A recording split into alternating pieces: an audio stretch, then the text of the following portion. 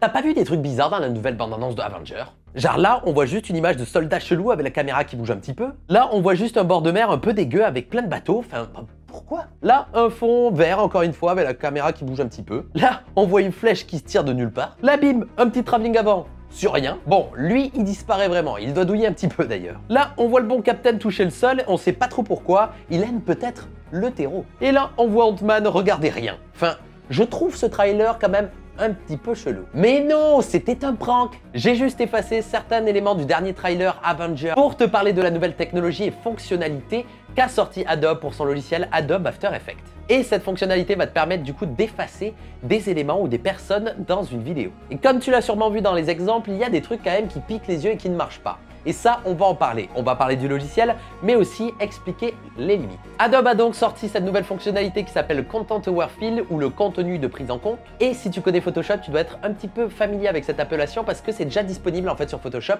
Ça te permet du coup de reboucher des trous dans ton image et de, du coup, effacer des personnes ou des éléments. Et là, Adobe l'a sorti pour Adobe After Effects et qui dit Adobe After Effects dit vidéo. Donc l'annonce quand même était alléchante parce que le Content Aware sur une vidéo, c'est quand même fifou. Maintenant, comment ça fonctionne dans Adobe After Effects? Tu auras un nouveau panneau d'affichage qui s'appellera le Content Aware Fill et là, tu auras plusieurs paramètres. La première étape pour effacer quelqu'un va être de prendre du coup la vidéo et de dessiner avec l'outil plume un masque et faire un masque très grossier à l'endroit où il y aura l'objet ou le personnage que tu veux effacer. Là, tu vas voir donc que ta vidéo va être masquée, mais du coup, dans tes options de masque, il faut que tu cliques sur aucun ou none en anglais. Et là, du coup, ton image est revenue et là, tu peux animer grâce au petit chronomètre donc la forme du masque tout au long de ta vidéo. Donc, il va falloir suivre un petit peu le personnage. Une fois que ça c'est fait, tu vas passer les paramètres de ton masque en mode soustraction. Comme ça va faire un trou dans ta vidéo, littéralement un gros trou. Et ensuite, le Content Aware Filter va donc essayer de recréer ce trou avec les éléments qu'il y a autour de celui-ci. Donc, on va cliquer sur ce bouton et là, il va faire des calculs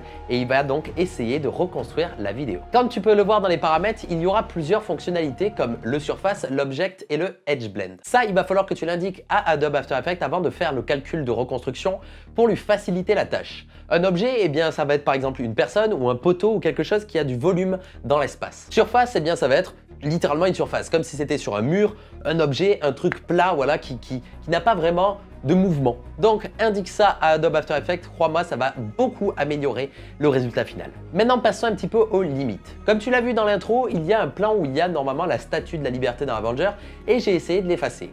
Et ce qu'on peut voir, c'est qu'il y a comme, on le sent en fait, qu'il a essayé de reconstruire un objet en perspective.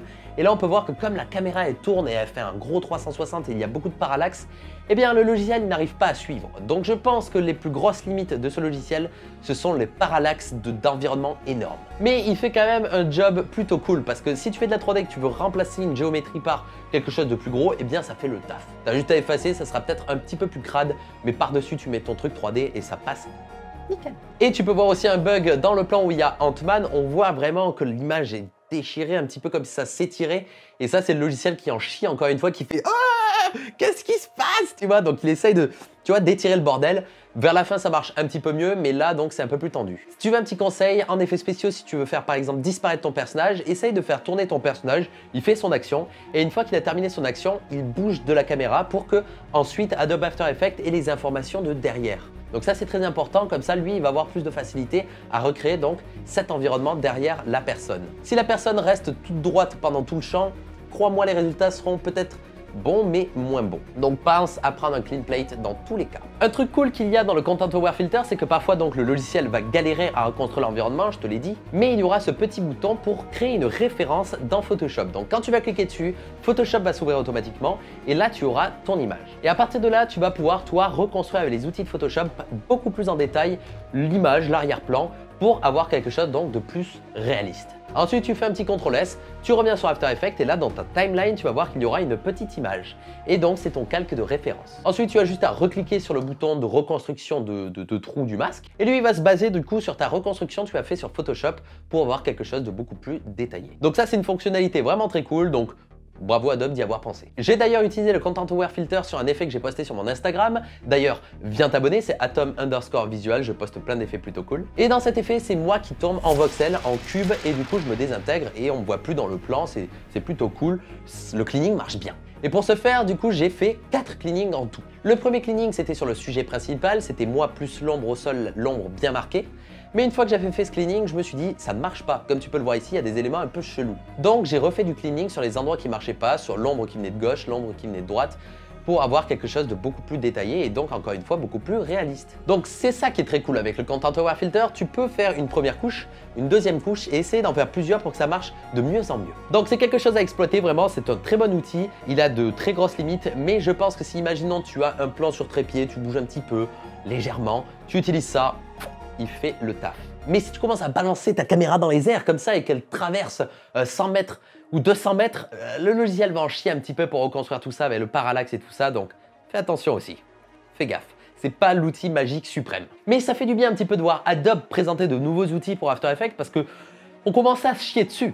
Nous, les utilisateurs, on commençait à se chier dessus parce qu'on voyait Adobe tourner un petit peu en rond. Oui, bonjour, nouvelle mise à jour, on a des bugs. Ah, oh, c'est des mises à jour qu'on n'a pas trop envie d'avoir, tu vois. Mais là, ils nous ont présenté des outils vraiment très cool, donc respect à vous Adobe, continuez sur cette lancée, sortez des trucs cool, allez-y. Voilà, donc c'était la petite présentation du Content Aware Filter. Je pense qu'ils vont l'améliorer de plus en plus avec des mises à jour, donc ça va être très cool. Il me tarde aussi d'avoir un truc aussi automatique pour la rotoscopie, et ils l'ont présenté il n'y a pas très longtemps, alors je pense que ça sera disponible dans 1 an ou 2 s'il se bouge. Donc faites ça Adobe, ça va être énorme. Encore une fois, j'espère que vous avez appris plein de choses avec cette vidéo, j'espère que ça vous motive à faire plein de choses super cool. On se retrouve très bientôt pour de nouvelles vidéos, c'était Atom. Ciao.